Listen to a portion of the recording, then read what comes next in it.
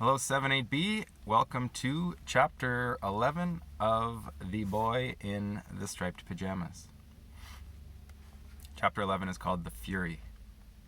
Some months earlier, just after Father received the new uniform, which meant that everyone had to call him Commandant, and just before Bruno came home to find Maria picking up his things, Father came home one evening in a state of great excitement, which was terribly unlike him, and marched into the living room where Mother, Bruno, and Gretel were sitting reading their books.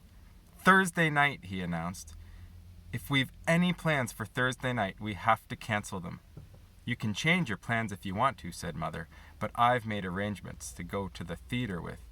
"The Fury has something he wants to discuss with me," said Father, who was allowed to interrupt Mother even if no one else was. "I just got a phone call this afternoon. The only time he can make it is Thursday evening, and he's invited himself to dinner."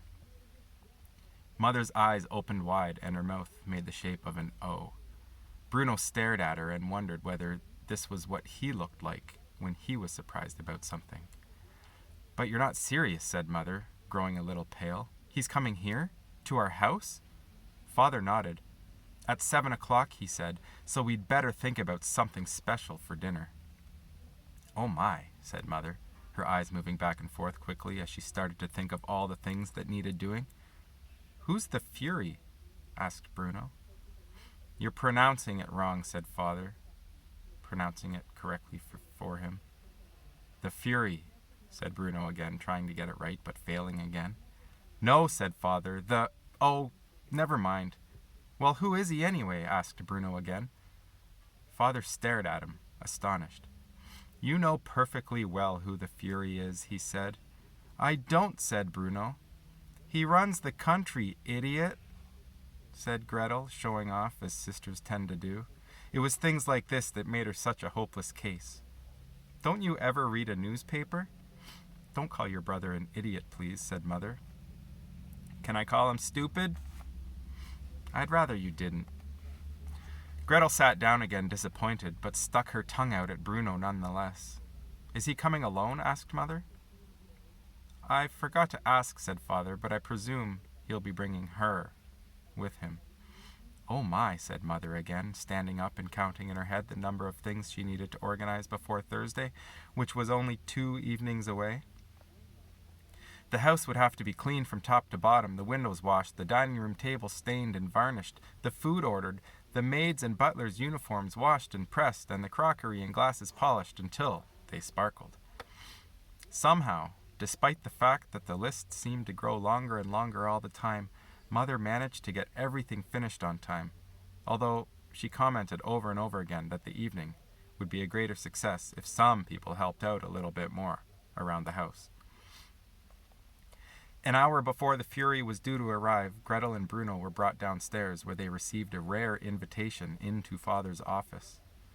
Gretel was wearing a white dress and knee socks, and her hair had been twisted into corkscrew curls. Bruno was wearing a pair of dark brown shorts, a plain white shirt, and a dark brown tie. He had a new pair of shoes for the occasion, and was very proud of them, even though they were too small for him and were pinching his feet and making it difficult for him to walk. All these preparations and fine clothes seemed a little extravagant, all the same, because Bruno and Gretel weren't even invited to dinner, and they had eaten an hour earlier. Excuse me. "Now, children," said Father, sitting behind his desk and looking from his son to his daughter and back again as they stood before him, "you know that there is a very special evening ahead of us, don't you?" They nodded. "And that is very important for my career. And that it is very important for my career that tonight goes well." They nodded again. "Then there are a number of ground rules which need to be set before we begin." Father was a big believer in ground rules. Whenever there was a special or important occasion in the house, more of them were created. "Number 1, said Father, "when the Fury arrives, you will stand in the hall quietly and prepare to greet him. You do not speak until he speaks to you. And then you reply in a clear tone, enunciating each word precisely. Is that understood?" "Yes, Father," mumbled Bruno. That's exactly the type of thing we don't want, said Father, referring to the mumbling. You open your mouth and speak like an adult. The last thing we need is for either of you to start behaving like children. If the Fury ignores you, then you do not say anything either, but look directly ahead and show him the respect and courtesy that such a great leader deserves. Of course, Father, said Gretel in a very clear voice. And when Mother and I are at dinner with the Fury, you are both to remain in your rooms very quietly. There is to be no running around, no sliding down banisters, and here he looked very deliberately at Bruno, and no interrupting us. Is that understood? I don't want either of you causing chaos. Bruno and Gretel nodded, and Father stood up to indicate that this meeting was at an end. Then the ground rules are established, he said. 3/4 of an hour later, the doorbell rang and the house erupted in excitement. Bruno and Gretel took their places standing side by the staircase, and Mother waited beside them, wringing her hands together nervously. Father gave them all a quick glance and nodded, looking pleased by what he saw, and then opened the door. 2 people stood outside, a rather small man and a taller woman. Father saluted them and ushered them inside, where Maria, her head bowed even lower than usual, took their coats, and the introductions were made. They spoke to Mother first, which gave Bruno an opportunity to stare at their guests and decide for himself whether they deserved all the fuss being made of them. The Fury was far shorter than Father, and not, Bruno supposed, quite as strong. He had dark hair, which was cut quite short, and a tiny mustache. So tiny, in fact, that Bruno wondered why he bothered with it at all, or whether he had simply forgotten a piece when he was shaving. The woman standing beside him, however, was quite the most beautiful woman he had ever seen in his life. She had blonde hair and very red lips, and while the Fury spoke to Mother, she turned and looked at Bruno and smiled, making him go red with embarrassment. And these are my children, Fury, said Father, as Gretel and Bruno stepped forward. Gretel and Bruno. And which is which, the Fury said, which made everyone laugh except for Bruno, who thought it was perfectly obvious which was which and hardly cause for a joke. The Fury stretched out his hand and shook theirs, and Gretel gave a careful, rehearsed curtsy. Bruno was delighted when it went wrong and she almost fell over. What charming children, said the beautiful blonde woman. How old are they, might I ask? I'm 12, but he's only 9, said Gretel, looking at her brother with disdain. And I can speak French too, she added, which was not strictly speaking true, although she had learned a few phrases in school. Yes, but why would you want to? Asked the Fury, and this time no one laughed. Instead, they shifted uncomfortably from foot to foot, and Gretel stared at him, unsure whether he wanted an answer or not. The matter was resolved quickly, however, as the Fury, who was the rudest guest Bruno had ever witnessed, turned round and walked directly into the dining room and promptly sat down at the head of the table, in Father's seat, without another word. A little flustered, Mother and Father followed him inside, and Mother gave instruction to Lars that he could start heating up the soup. I can speak French too, said the beautiful blonde woman, leaning down and smiling at the 2 children. She didn't seem to be as frightened of the Fury as Mother and Father were. French is a beautiful language, and you are very clever to be learning it. Eva, shouted the Fury from the other room, clicking his fingers as if she were some sort of puppy dog. The woman rolled her eyes and stood up slowly and turned around.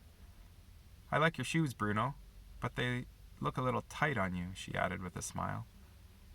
If they are, you should tell your mother before they cause you to injure yourself. They are a little tight, admitted Bruno.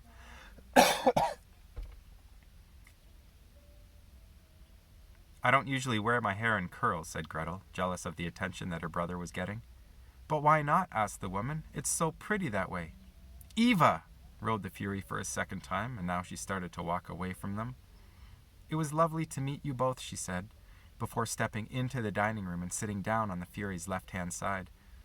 Gretel walked toward the stairs, but Bruno stayed rooted to the ground, watching the blonde woman until she caught his eye again and waved at him, just as father approached and closed the doors with a jerk of his hand, from which Bruno understood that it was time to go to his room, to sit quietly, and not to make any noise, and certainly not to slide down any banisters. The Fury and Eva stayed for the best part of 2 hours, and neither Gretel nor Bruno were invited downstairs to say goodbye to them. Bruno watched them leave from his bedroom window and noticed that when they stepped towards their car, which he was impressed to see had a chauffeur, the Fury did not open the door for his companion, but instead climbed in and started reading a newspaper, while she said goodbye once again to mother and father and thanked her for the lovely dinner. What a horrible man, thought Bruno. Later that night, Bruno overheard snippets of mother and father's conversation. Certain phrases drifted through the keyhole or under the door of father's office, and up the staircase, and round the landing, and under the door of Bruno's bedroom. Their voices were unusually loud, and Bruno could only make out a few fragments of them. To leave Berlin, and for such a place, mother was saying. No choice, at least not if we want to continue, said father. As if it's the most natural thing in the world, and it's not. It's just not, said mother. What would happen is I would be taken away and treated like a, said father. Expect them to grow up in a place like, said mother. And that's an end to the matter. I don't want to hear another word on the subject, said father. That must have been the end of the conversation because mother left father's office then and Bruno fell asleep.